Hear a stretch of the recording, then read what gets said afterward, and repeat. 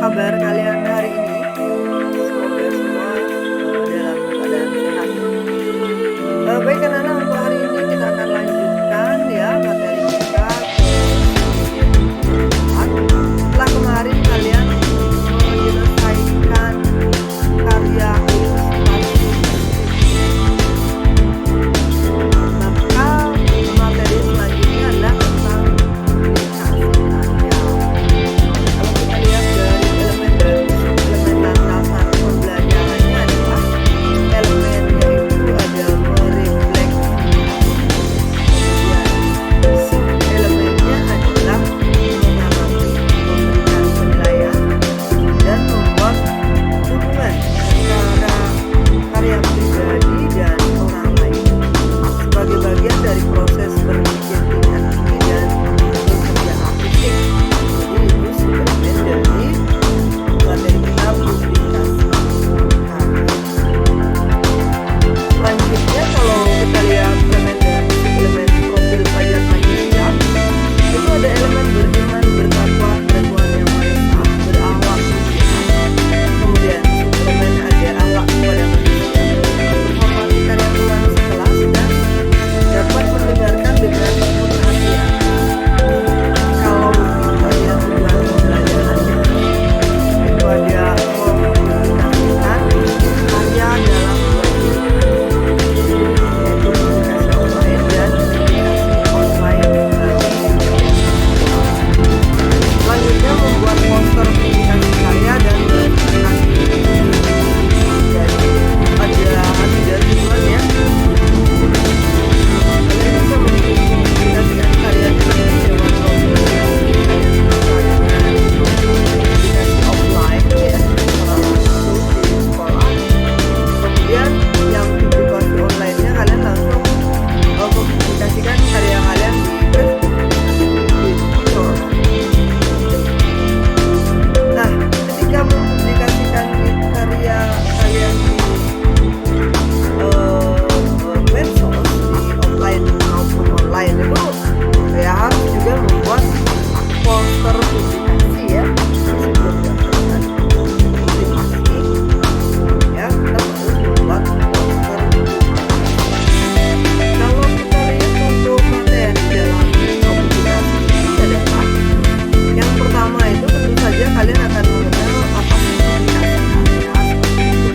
Kemudian fungsi publikasi, model publikasi karya seni rupa, kemudian mempersiapkan rancangan materi dan teknis publikasi karya, melakukan persiapan publikasi, merancang poster publikasi, dan bagaimana melaksanakan publikasi.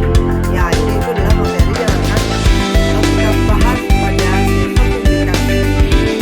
Publikasi karya seni rupa merupakan kegiatan untuk menyucikan atau mempresentasikan karya seni rupa untuk dinikmati masyarakat luas dan melihat perubahan balik dari hasil karya yang diciptakan kreator ya. Jadi kreator ya, komunikasi antara kreator dan apresiator dan berbagi pengalaman dalam upaya untuk memahami berbagai benda atau hasil karya seni sehingga terjadi kepekaan akan nilai-nilai keindahan yang terkandung di dalamnya. Nah, ini disebut dengan apresiasi. Jadi dalam kegiatan publikasi dan kegiatan pameran itu ada namanya proses apresiasi ya.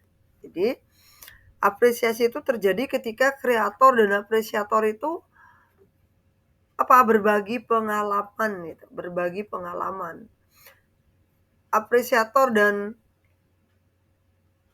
kreator gitu, apresiator dan kreator itu akan berkomunikasi ya, sehingga muncul satu penilaian ya, penilaian dari seorang apresiator itu disebut dengan apresiasi ya.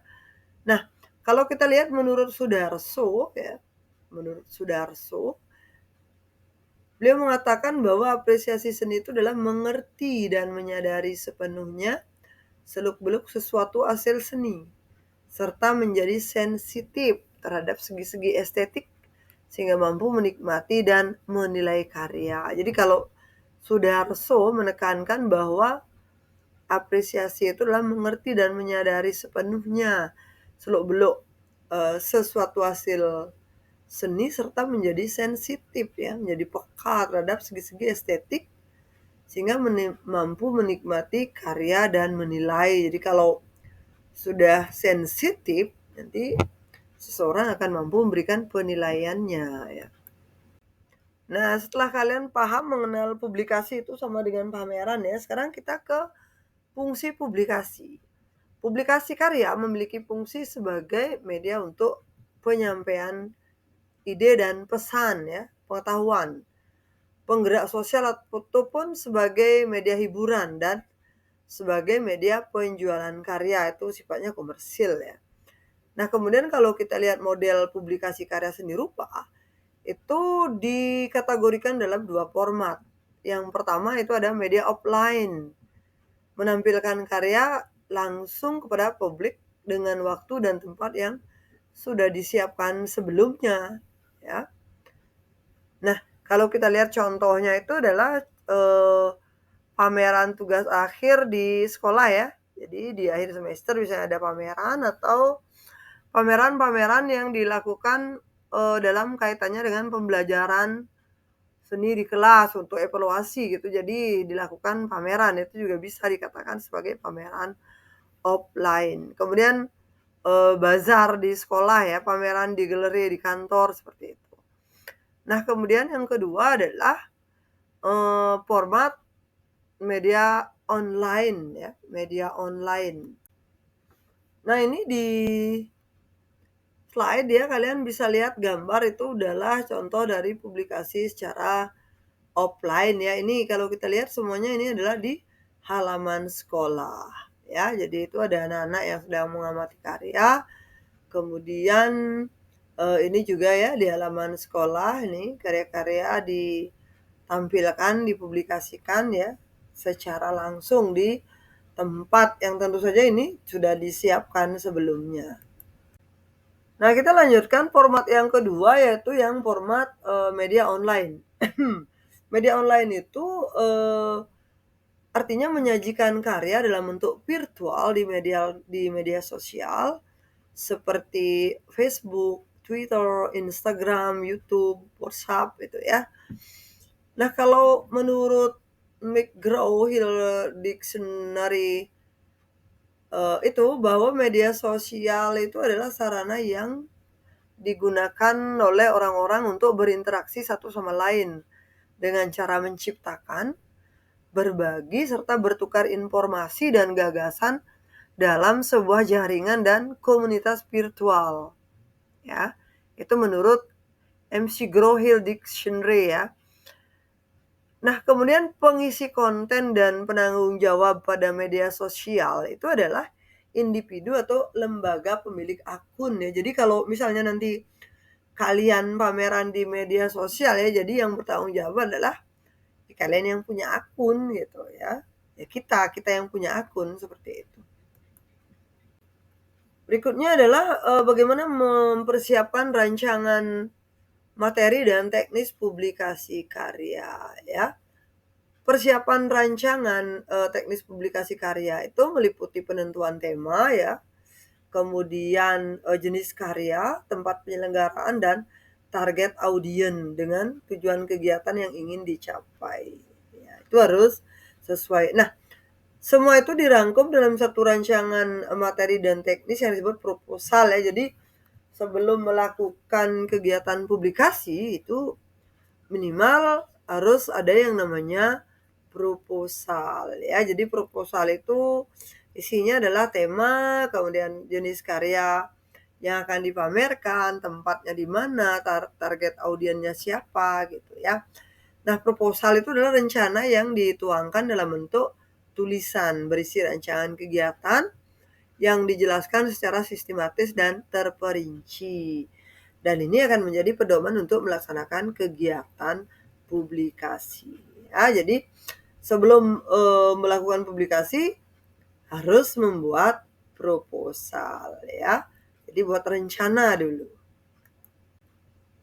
Kalau kita berangkat dari KBBI ya, Kamus Besar Bahasa Indonesia itu ya, dalam Kamus Besar Bahasa Indonesia, proposal itu adalah rencana yang dituangkan dalam bentuk rancangan kerja ya. Jadi rencana yang dituangkan dalam bentuk rancangan kerja itu disebut proposal. Itu menurut Kamus Besar Bahasa Indonesia. Proposal kegiatan publikasi karya itu disusun berdasarkan unsur-unsur berikut ini ya. Yang pertama itu ada judul proposal, kemudian latar belakang kegiatan, tema kegiatan, nama dulu ya, nama kegiatannya ya, kemudian tema, tujuan, jenis kegiatan, sarana promosi, estimasi anggaran, penutup, dan susunan panitia. Jadi dalam proposal itu ya wajib ada panitianya. Dan untuk berhasilnya proses publikasi karya, itu diperlukan media promosi yang akan menunjang terpublikasikannya karya seni secara luas. Salah satunya adalah dengan menggunakan poster yang akan dipajang di tempat strategis ataupun di media sosial secara online. Nah, penting diketahui pembuatan proposal kegiatan itu adalah untuk penyelenggaraan publikasi karya secara offline yang akan mengundang banyak apresiator untuk datang melihat karya yang ditampilkan secara langsung. Sedangkan untuk publikasi online tidak diharuskan membuat proposal, cukup dengan membuat perencanaan matang sehingga jangkauan apresiator dapat lebih banyak. Nah, apabila merencanakan untuk publikasi online ya dapat dilakukan dengan teknik berikut ini ya. Berkenalan dengan audien ya untuk menyelenggarakan publikasi online itu yang dilakukan pertama adalah menyeleksi ya audien yang diharapkan bisa nonton gitu. Ini yang nonton yang anak-anak SD atau khusus SMA atau masyarakat umum seperti itu ya. Nah, yang berikutnya adalah membuat konten acara yang menarik dan unik gitu. Sehingga audien itu ya tertarik untuk mengunjungi ya, melihat ya apa yang kalian tampilkan, apa yang kita tampilkan. Ya. Dan kontennya itu harus nyatu dengan karya yang disajikan. Nah, berikutnya adalah membuat brosur atau poster promosi yang menarik ya. Oke, buatlah poster atau brosur virtual yang menarik sebagai alat promosi ya yang didistribusikan melalui berbagai media sosial yang dimiliki ya seperti Instagram ya tadi ya. Kalau promosinya mau secara online ya bisa menggunakan media sosial itu ya.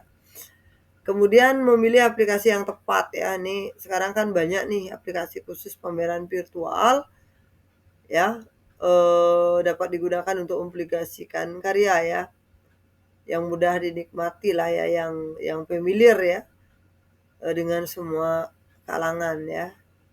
Nah, atau nanti kita bisa mencarinya di internet ya dengan kata kunci pameran virtual. Nah, yang terakhir adalah dengan menjalin kerjasama dengan berbagai kalangan ya, selain menampilkan pameran foto, ilustrasi deskriptif yang dibuat secara virtual, dapat juga menambahkan konten beberapa kalangan, misalnya musik, tarian, gitu ya. Format video ini langsung terbuka ketika audien berkunjung ke acara publikasi yang kita buat ya. Jadi kalau mau memilih publikasi secara media online ya, berarti harus ada konten tambahan ya. Ya seperti tadi mau musik gitu sehingga orang lebih tertarik ya untuk mengunjungi pameran ya atau publikasi virtual kita ya. Nah, sampai di sini dulu ya untuk materi publikasi. Ini hanya sebagian dari materi sedikit informasi. Nanti kalian bisa menambahkannya dengan mencari lagi referensi-referensi lain ya untuk menambah wawasan ya, pengetahuan ya, menambah informasi tentang publikasi karya. Terima kasih, thank you, dadah.